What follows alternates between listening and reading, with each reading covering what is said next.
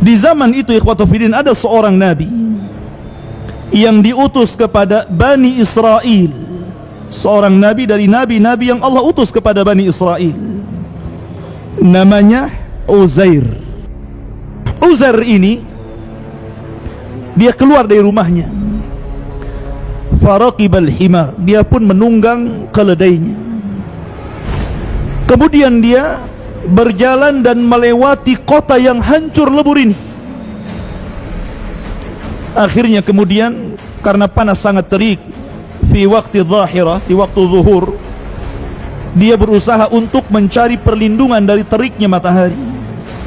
Maka dia melihat sebuah pohon atau mungkin bebatuan yang bisa menaungi dia, dan dia pun kemudian duduk di situ tafakkur. Lah Uzair ini termenung melihat kota yang dahulunya hijau, dahulunya ramai, dahulunya penuh dengan bangunan, tiba-tiba dihancurkan Bukhtun Nasr sampai ke akar-akarnya. Sehingga Uzair termenung melihat kota yang hancur sampai ke akar-akarnya ini. Sehingga kemudian dia mengatakan, bagaimana Allah subhanahu wa ta'ala bisa mengembalikan kota itu? Bagaimana mungkin Allah subhanahu wa ta'ala mampu mengembalikan kota ini? Maka akhirnya Allah subhanahu wa ta'ala ingin membuktikan bahwa dia ala kulli syai'in qadir, atas segala sesuatu Allah maha mampu. Tidak ada yang mustahil bagi Allah subhanahu wa ta'ala. Maka Allah subhanahu wa ta'ala katakan, qala anna yuhyi hadihi Allahu ba'da mautiha.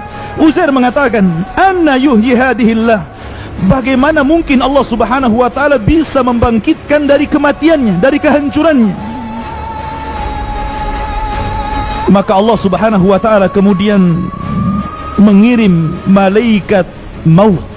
Maka malakul maut datang.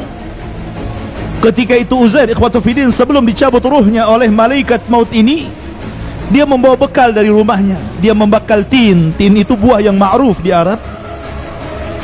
Kemudian inab. Inab itu anggur yang biasa diperas untuk asir, untuk jus gitu kan. Kemudian membawa beberapa bejana. Maka Uzair pun sebelum dicabut ruhnya, dia sempat memakan buah tin dan memeras inab tadi, kemudian meminumnya, kemudian beristirahat dari teriknya matahari sambil termenung. Disitulah malakul maut datang, faqabida ruhuhu, maka ruhnya siapa? Uzair ini dicabut oleh malaikat maut, ditidurkan oleh malaikat maut. Makanya Allah katakan fa'amatahu Allahu, maka Allah wafatkan dia, Allah tidurkan dia. Berapa lama? Mi'ata amin, 1 abad lamanya. Dan 100 tahun dia tidur ikhwatu fiddin, tidak ada yang berubah jasadnya. Allah membiarkan jasad itu 100 tahun dan tidak berubah. Luar biasa kekuasaan Allah subhanahu wa ta'ala. Kemudian malaikat setelah 100 tahun, summa ba'athah, tiba-tiba ruhnya ditiupkan kembali. Kemudian dia terbangun sebelum matahari terbenam. Jadi dia seolah-olah tidur zuhur, bangun sore. Dia sangka cuma beberapa jam saja, padahal dia tertidur 100 tahun. Maka malaikat yang menjelma manusia mendatangi siapa? Uzair ini. Kemudian bertanya, kam labista, sudah berapa lama kau tidur di sini? Maka dia menjawab, labistu yauman au ba'da yaum, mungkin aku tidur sehari atau mungkin setengah hari. Padahal sudah tidur 100 tahun. Dia katakan apa? Mungkin aku tertidur 1 hari atau setengah hari saja. Kemudian malaikat itu mengatakan, qala bal labista mi'ata amin, tidak, kau sudah tertidur 100 tahun wahai Uzair. Uzair bingung, mana mungkin? Karena apa? Karena Allah subhanahu wa ta'ala membangunkan dia sebelum matahari terbenam. Ketika dia tidur, Allah cabut ruhnya ketika waktu zuhur, kemudian Allah tiupkan ketika sebelum terbenam. Jadi dia sangkanya separuh hari saja dia tidur. Maka malaikat itu mengatakan, "Fangdur ila ta'amika." Lihatlah makananmu wahai Uzair. "Wa syarabika," dan minumanmu. Lihat minumanmu dan makananmu. Lihat buah tin yang kau bawa.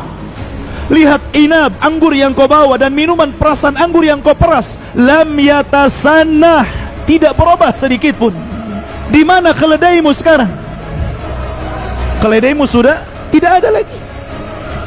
Uzair tidak melihat keledainya kemana. Padahal keledai itu ditambat di dekat peristirahatan dirinya.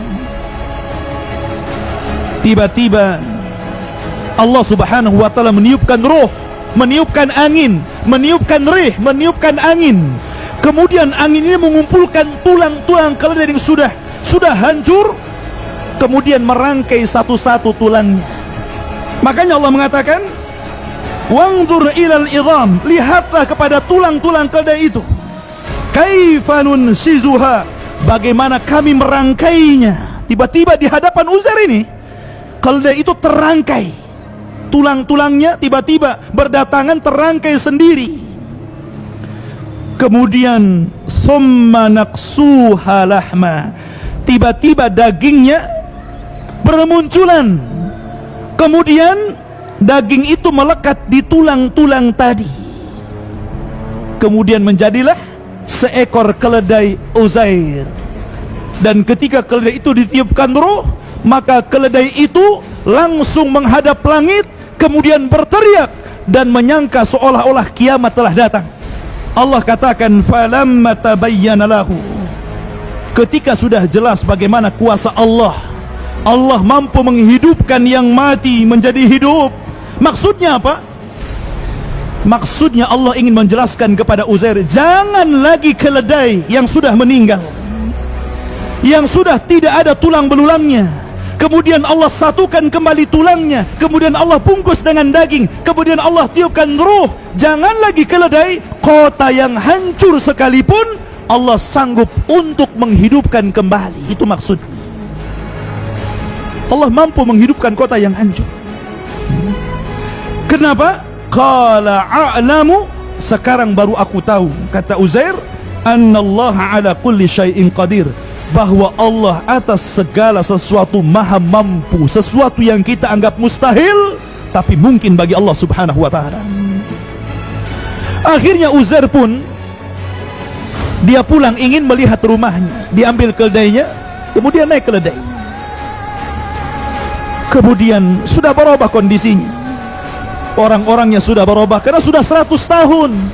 Kotanya sudah hidup kembali, penuh dengan pepohonan, rindang, hijau, pertanian dan begitu seterusnya. Tapi Uzair masih mengetahui alamat rumahnya. Berangkatlah dia ke rumah. Kemudian ikhwatu fiddin yang dimuliakan Allah subhanahu wa ta'ala, sesampainya di rumah Uzair melihat ada nenek-nenek yang sedang menyapu rumahnya. Kemudian Uzair alaihi salatu wassalam bertanya kepada orang tua ini. Nenek tua renta ini mengatakan, yang sudah buta, sedang memegang sapu. Dan Uzair mengatakan, "Aina baitu Uzair?" Di mana rumahnya Uzair? Kemudian wanita tua ini mengatakan, "Walima tas'al ya rajul?" Kenapa kau bertanya tentang rumahnya Uzair? Bukankah Uzair sudah tidak ada lagi? Uzair ikhtafa mundu mi'ati sanah wala yadri ahadun aina dhahab. Uzair sudah nggak ada. Dia sudah hilang 100 tahun, entah kemana dia perginya. Orang-orang menyangka dia sudah mati. Kenapa kau tanya tentang rumahnya Uzair? Inilah rumahnya Uzair. Maka Uzair mengatakan, "Ana Uzairun," sayalah Uzair. Maka wanita itu heran, ikhwan. Gak mungkin ini Uzair. Uzair udah gak ada. Uzair sudah hilang 100 tahun. Kamu ngaku-ngaku Uzair ya? Akhirnya ikhwatu fiddin yang dimuliakan Allah azza wa jalla, "Ana Uzair," saya Uzair. Maka wanita itu mengatakan, tidak, Uzair adalah rajulun saleh, laki-laki yang sangat saleh, yang kami kenal kesalehannya. Rupanya nenek ini adalah jariahnya, pembantunya, budaknya. Jadi ketika Uzair keluar dari rumahnya, usianya ketika itu 40 tahun. sementara jariyahnya pembantunya itu 20 tahun, sehingga jariyahnya usianya sudah 120 tahun dan Uzair usianya sudah 140 tahun. Sudah tua. Allah berikan usia yang panjang kepada budaknya. Akhirnya ikhwatu fiddin yang dimuliakan Allah Azza wa Jalla, dia mengatakan, setahu saya Uzair itu orang saleh. Dia adalah nabi. Dia sanggup menyembuh. Akhirnya wanita tua ini pun mengajak Uzair kepada kaumnya dan mengatakan Uzair telah datang. Yang dulu hilang Uzair sudah ada. Sampai putranya Uzair waktu itu sudah tua juga. Kalau kamu adalah Uzair bapakku memiliki tanda di katifnya di sini. Akhirnya diberitahu, subhanallah, betul dia adalah Uzair. Mendengar Uzair hidup lagi, ikhwatu fiddin, maka orang-orang Yahudi Bani Israel mereka berdatangan kepada Uzair. Karena ketika itu ikhwatu fiddin yang dimuliakan Allah Azza wa Jalla, yang paham tentang atau yang menyembunyikan, yang menyimpan kitab Taurat peninggalan Nabi Musa alaihi salatu wassalam adalah Uzair. Jadi ketika itu hancur lebur kota itu, maka kitab Taurat itu hilang entah kemana.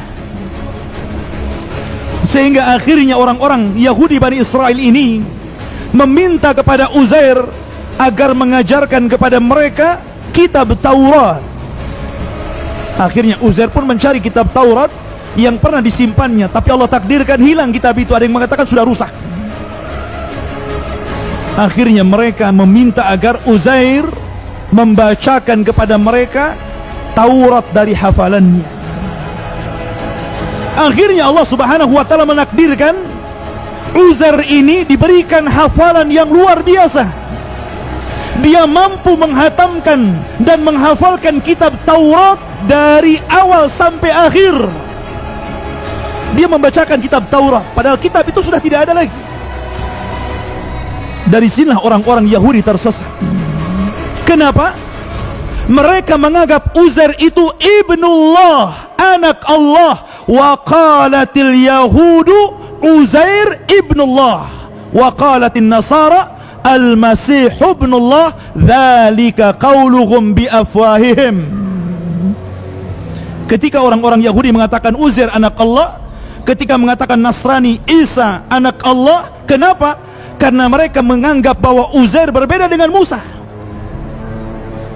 Nabi Musa sendiri ikhwatu fiddin yang Taurat turun kepadanya, beliau kalau menyampaikan Taurat masih membawa catatannya. Tapi Uzair tidak membawa catatan sedikit pun. Betul-betul dia menyampaikan Taurat itu dari hafalannya. Seolah-olah orang Yahudi menyangka bahwa Uzair itu anak Allah. Karena apa? Mampu berbicara dengan kitab Taurat. Tersesatlah orang-orang Yahudi di sini dan mengatakan Uzair anak Allah, na'udzubillah. Sebagaimana tersesat orang-orang Nasrani mengatakan Isa ibnullah, anak Allah. Ma'asyiral muslimin rahimani wa rahimakumullah. Maka akhirnya Uzair pun berdakwah kepada Bani Israel, kemudian mengembalikan Bani Israel kepada ajaran Musa alaihi salatu wassalam.